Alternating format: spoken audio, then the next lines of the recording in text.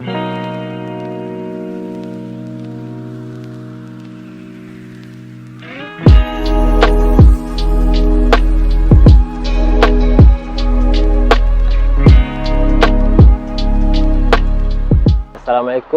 nama saya Nazrul Azhar bin Abu Hassan daripada Fakulti Komunikasi Seni Visual dan Perkomputeran. So basically saya daripada Jabatan Seni Visual, more khusus kepada Diploma Teknologi Fotografi. Samping itu saya juga merupakan seorang jurulatih selaman, ataupun scuba diving. Saya mengajar under Diploma Teknologi Fotografi dan ISM Seni Fotografi Kreatif di bawah Jabatan Seni Visual FCBAC Unicel. Dan subjek yang saya ajar basically melibatkan apa yang kita dapat lihat sini lah, more to aktiviti selaman ataupun kita panggil scuba diving. Dalam proses pembelajaran, especially dalam diploma dan untuk sarjana degree, bidang fotografi ni kita boleh relate dalam pelbagai jenis lah. So salah satunya kita lihat underwater photography. So untuk subjek underwater photography ni kita mengajar cara-cara untuk para pelajar dan didedahkan macam mana untuk mengambil gambar di dalam air. Di samping diajar cara-cara technical untuk penggunaan kamera, penggunaan pencahayaan, lighting apa semua, kita juga ajar para pelajar kita berkaitan dengan aktiviti selaman lah.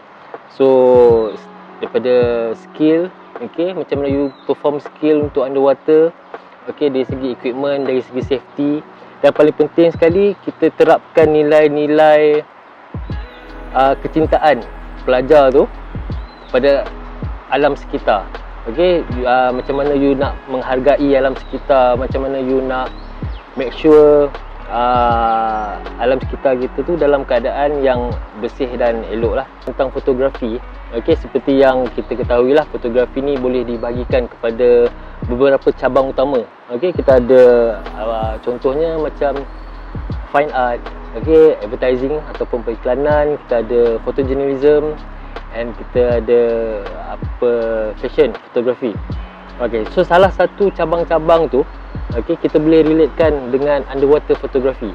So di mana kalau kita lihat underwater photography ni satu bidang yang jarang diceburi.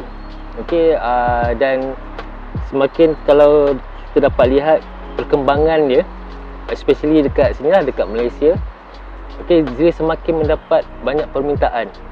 Dan di sini macam Unicel kita menawarkan aktiviti ataupun subjek underwater photography, di mana dia juga merupakan satu niche ataupun satu kelebihan berbanding dengan universiti lain lah. So pelajar-pelajar akan diajar macam mana cara untuk kendalikan kamera underwater, dari segi penggunaan cahaya, dari segi penggunaan peralatan dan sebagainya. Dan perlu diingat bila kita bercakap pasal underwater photography, underwater photography dia adalah berlainan dengan bidang-bidang fotografi lain. Sebabnya nombor satu, dia melibatkan skill, maksudnya kemahiran mengambil gambar dalam air. Kemahiran dari segi pencahayaan. Sebab pencahayaan di dalam air adalah berbeza kalau kita lihat dengan pencahayaan di darat lah. So dari segi technicality dia adalah berbeza. So pelajar-pelajar itu akan didedahkan cara-cara bagaimana nak mengambil gambar dasar laut. Kalau kita lihat selain daripada aktiviti mengambil gambar, Jabatan Seni Visual ataupun saya sendiri cuba mendedahkan tentang nilai-nilai kesedaran di dalam pelajar tu. Dia bukan sekadar mengambil gambar, tapi kita dedahkan nilai-nilai macam mana kita nak menghayati, mencintai alam sekitar. Bila contohnya kalau kita ada aktiviti dekat laut, Okay, pelajar-pelajar ni kita akan dedahkan dan dibawa ke pulau ataupun di mana-mana tempat yang sesuai untuk mengambil gambar dasar laut. Kita akan titik beratkan macam mana kita panggil dia satu program beach cleaning ataupun beach clean up. Okay, di samping mengambil gambar, kita juga dedahkan pelajar bagaimana kita nak mengambil inisiatif membersihkan pantai, okay, membersihkan dasar laut, lebih kepada mencintai alam sekitar lah. Okay, it's about macam kita give back to nature. Okay, bukan sekadar mengambil gambar tapi kita preserve, kita jaga.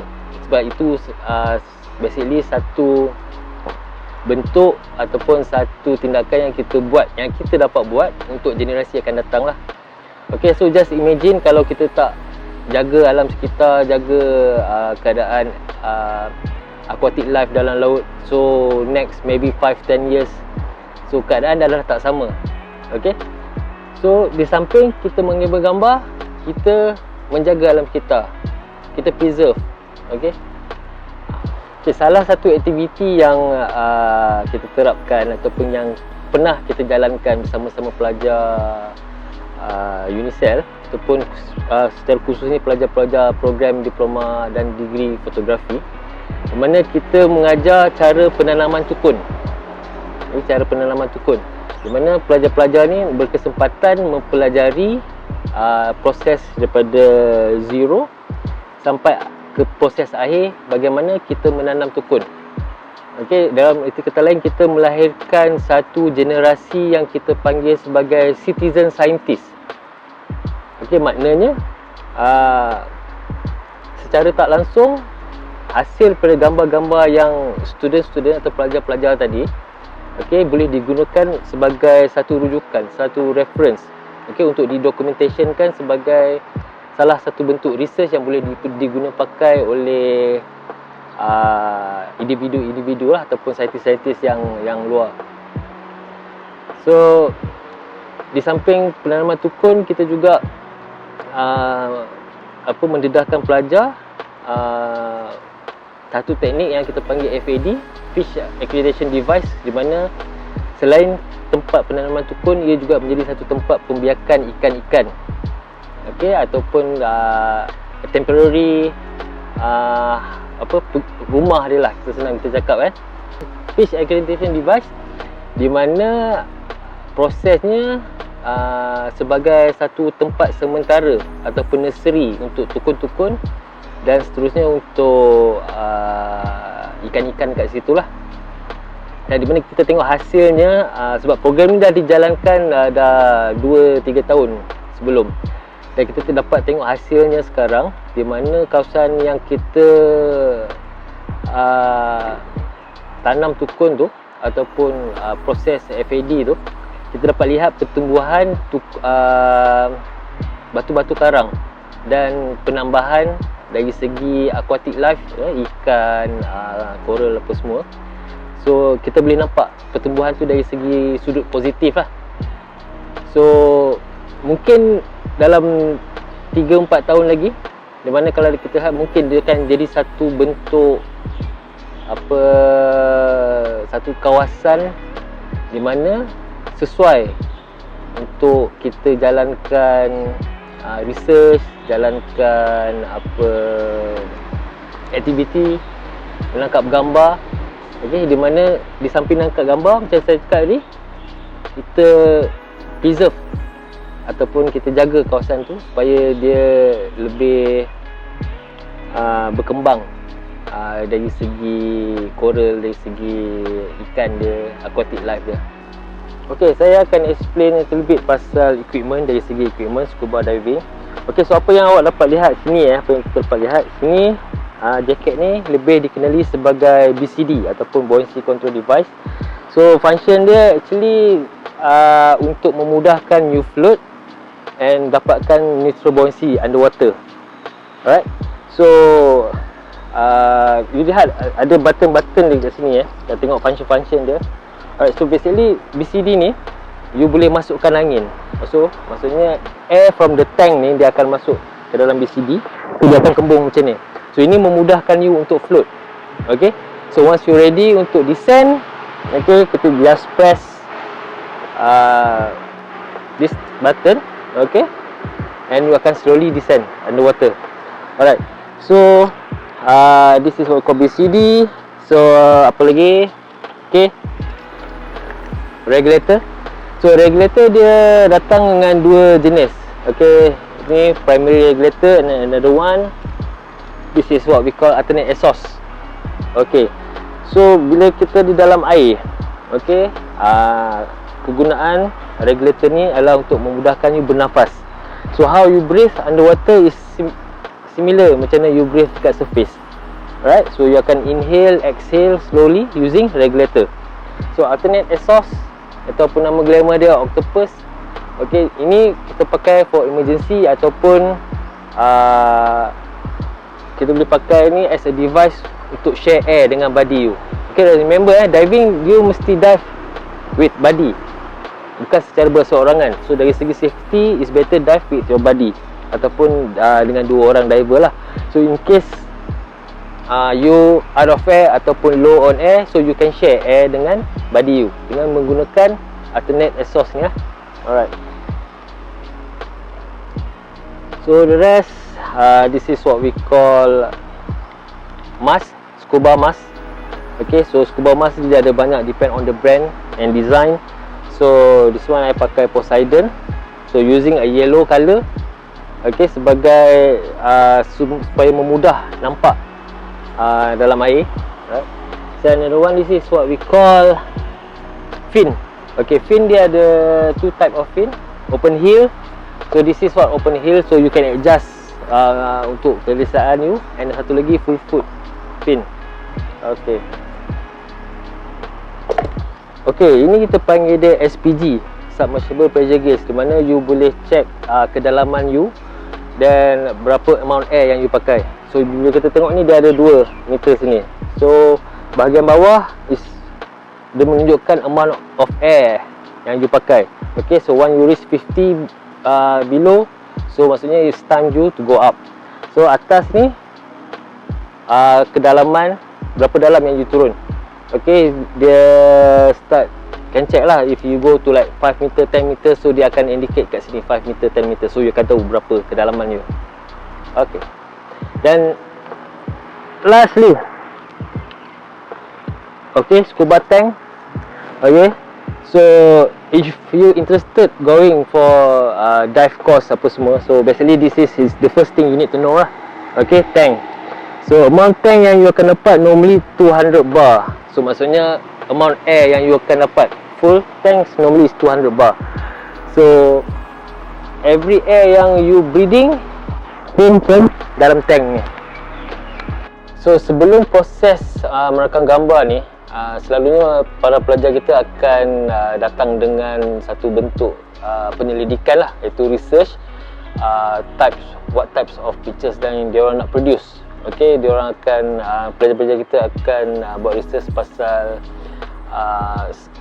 contoh-contoh gambar, sketches. Okay, so maksudnya merangka satu jadual ataupun perancangan sebelum kita start merakam gambar di dalam air lah, dalam laut. So selepas proses-proses ni, okay, macam saya cakap tadi, sebagai seorang pelajar fotografi, iaitu yang kita menitik beratkan elemen-elemen dan prinsipal dalam fotografi tu. So di mana kalau kita tengok dalam gambar ni, kita menerapkan nilai-nilai composition, nilai-nilai warna, nilai cahaya, okay, white balance.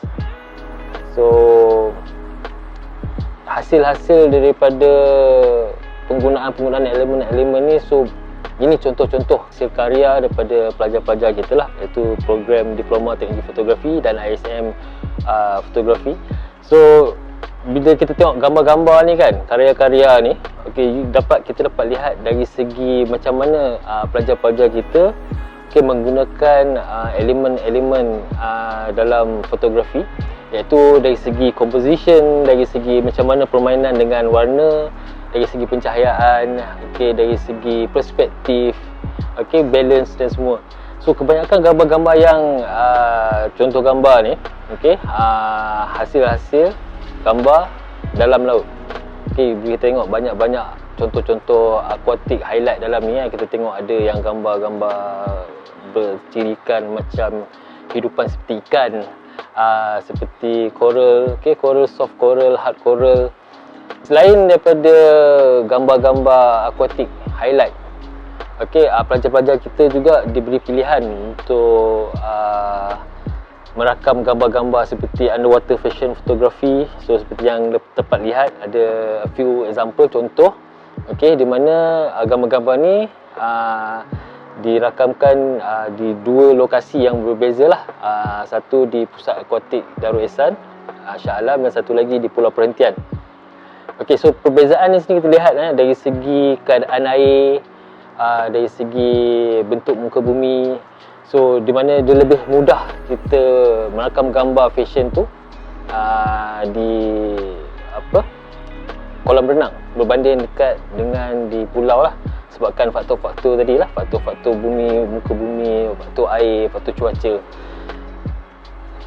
So untuk maklumat lanjut dan sekiranya anda berminat dengan program ni, yang boleh layari website UNICEL, www.unicel.edu.my, dan Instagram fcvet_unicel, dan IG D76 phototag. So anda boleh melayari dan menikmati hasil-hasil karya pelajar. Seterusnya dapat mengikuti perkembangan dunia fotografi di UNICEL.